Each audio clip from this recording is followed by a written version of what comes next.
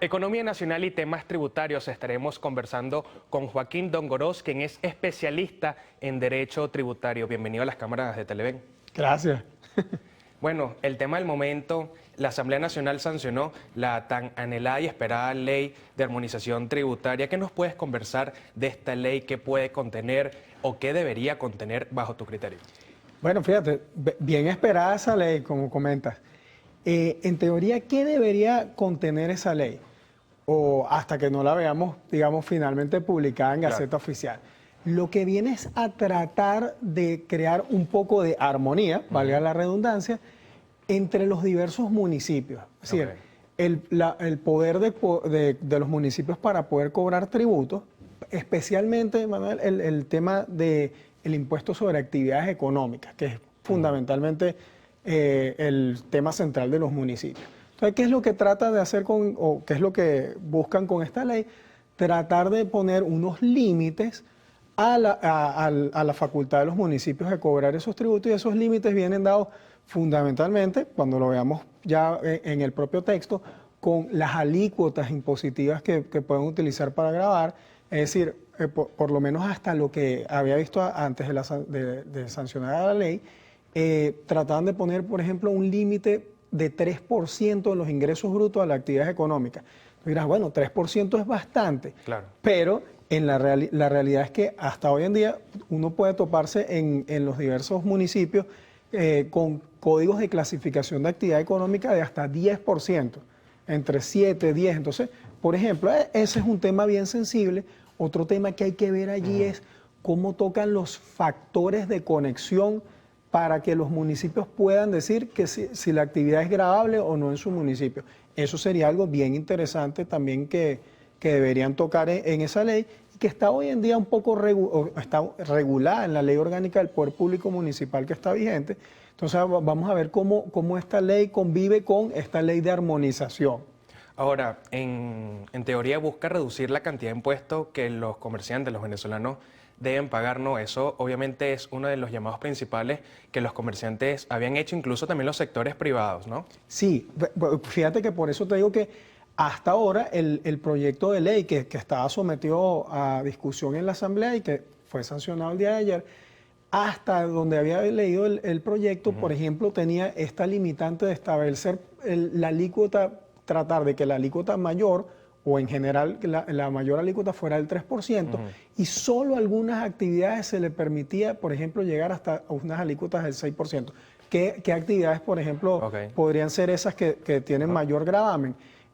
Industria petrolera, minas, por ejemplo, bebidas alcohólicas, ese tipo de compañías que realizan ese tipo de actividades, eso en general. Pero la idea era llevar, o por lo menos limitar hasta un 3% máximo las alícuotas de las diversas actividades económicas en los municipios, y también, por ejemplo, el mínimo tributable, que fíjate que antes no se le prestaba mucha atención a eso, pero justamente de la crisis que tenemos de unos años para acá, que todos la vivimos, en esta crisis, pues también los municipios se han visto muy mermados en sus ingresos. Entonces, fíjate que hasta el mínimo tributario se le establece digamos, un tope que era ahora, digamos, esto estaba de moda también desde como 2020 para acá, que empezamos ya, nos olvidamos del petro, por ejemplo, y entonces empezamos a utilizar un valor que está en el Código Orgánico Tributario desde 2020 para acá, que es el tipo de cambio de mayor valor. Entonces, la idea también es llevar ese mínimo tributario a un monto que está definido en un tipo de cambio, por ejemplo, 100 veces el tipo de cambio de mayor valor. ¿Eso por qué? Porque también vemos en la práctica que muchísimos municipios, por la escasez de recursos que tienen y justamente por la crisis en la que todos estamos envueltos, los comerciantes, o sea, todos los que hacemos vida en el país, también nos vemos afectados. Entonces, ¿qué ocurre? Que no hay con qué tributar. Entonces, esos mínimos tributables también han ido brincando o saltando en su cuantía en los diversos municipios en el país, y entonces nos conseguimos con municipios que eso de mínimo tributable no tiene nada de mínimo. Claro.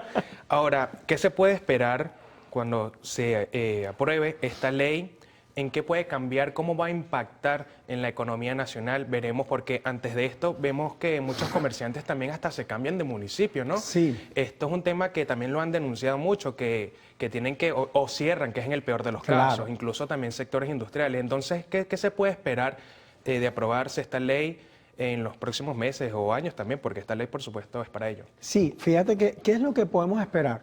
Bueno, uno, si vemos este tipo de limitaciones que te comento, es decir, por ejemplo, principalmente en la alícuota, en lo siguiente es ver también los factores de conexión. ¿Factores de conexión a qué me refiero? Por ejemplo, si yo tengo mi sede, imaginemos acá Televen. Televen tiene su sede en el municipio Sucre. Entonces, ¿dónde se considera que es grave la actividad de Televen? Claro, si lo quieres ver es un poco más fácil porque acá lo que hacen es un servicio de actividad de telecomunicaciones. Claro. Entonces estamos centrados aquí, es como un poquito más sencillo, pero imaginemos que ¿qué ocurre cuando Televen se traslada, digamos, alguno de ustedes se traslada a otro municipio y hace el servicio o la actividad de telecomunicaciones allí? Entonces, ¿dónde es grabable? ¿Es aquí en el municipio Sucre o es, por ejemplo, en el municipio Chacao o en el municipio Baruta? Entonces, esos son los factores de conexión que hay que ver, son bien importantes. Hoy en día están definidos en la Ley Orgánica del Poder Público Municipal. Habría que ver si esta ley de armonización va a tocar eso allí o se va a limitar, por ejemplo, a estos temas nada más de las alícuotas. Fíjate qué impacto puede tener este tema de las alícuotas, que si hay estos topes, o como te digo, que hasta donde había podido leer en los proyectos que se estaban discutiendo, en el proyecto se estaba discutiendo en la Asamblea, si hay ese tope, entonces los municipios se verían, es decir, los consejos municipales, que son los que legislan en esta materia, se van a ver obligados a tener que reformar sus ordenanzas municipales, principalmente de actividades económicas.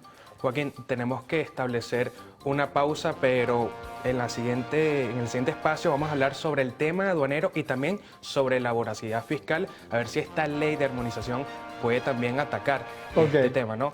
Vamos a una pausa y ya seguimos conversando con Joaquín Dongorós, quien es especialista en Derecho Tributario.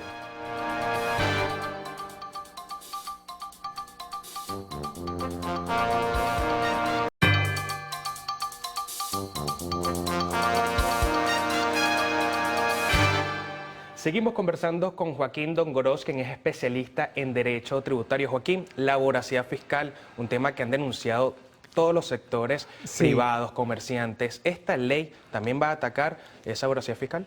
Bueno, fíjate, la idea es un poco que esta ley trate de limitar eso que llaman voracidad fiscal con el tema municipal en particular.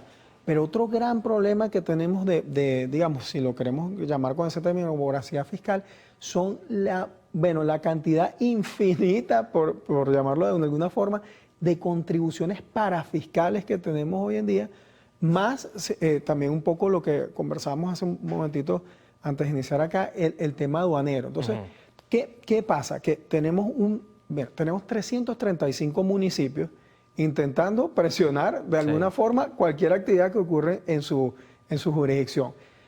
Un poco por eso es la razón de esta ley de armonización tributaria, tratar de establecer un poquito de orden, como te comentaba, en las alícuotas, también en el tema sancionatorio. Ese por ahí va un poco, y sí quizás tratar de mejorar esa sensación de presión fiscal.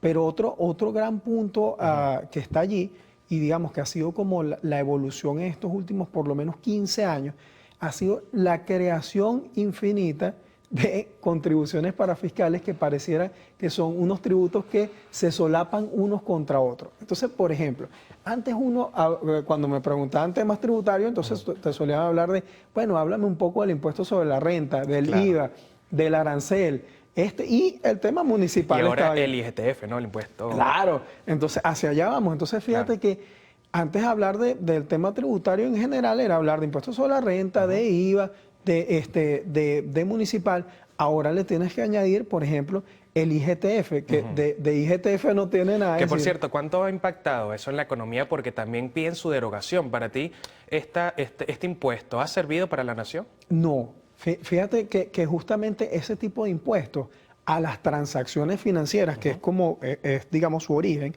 son impuestos que se suelen calificar como de guerra. De guerra porque literalmente antes ocurrían en guerra, pero en los tiempos modernos, cuando hablamos de guerra, nos referimos a crisis económica. Entonces son impuestos que nacen con una fecha de caducidad para un tema coyuntural. Por ejemplo, un primer antecedente en nuestro caso en el año 94, cuando tuvimos nuestra primera crisis financiera más o menos seria. Luego en 2007-2008, cuando otra vez la burbuja global que también nos repercutió. Entonces fíjate que eran tributos que nacían con una fecha de 6 meses, un año, y para impactar el sistema financiero. El IGTF actual no tiene nada, o sea, no solo graba operaciones financieras, sino que graba cualquier cosa que se mueva. Entonces se parece, fíjate, a un IVA con otro nombre, y entonces tenemos al IVA conviviendo con nosotros, más el IGTF a la par. Entonces eso termina, si tú preguntas, ¿cuánto impacta eso en un producto? Oye, depende del bien o del servicio, pero en promedio, para que tengas una idea, al final termina repercutiéndonos al consumidor final entre un 20 a un 18% de incremento del valor del producto. Joaquín, vamos a hablar ahora del sector aduanero porque en los últimos días hubo muchas informaciones cruzadas.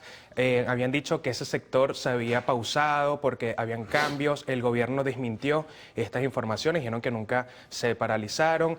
Días después, empresas privadas que se dedican a esto, ¿no?, al negocio del puerta a puerta, aumentaron sus tarifas hasta un 38% de impuesto. ¿Qué nos puedes explicar?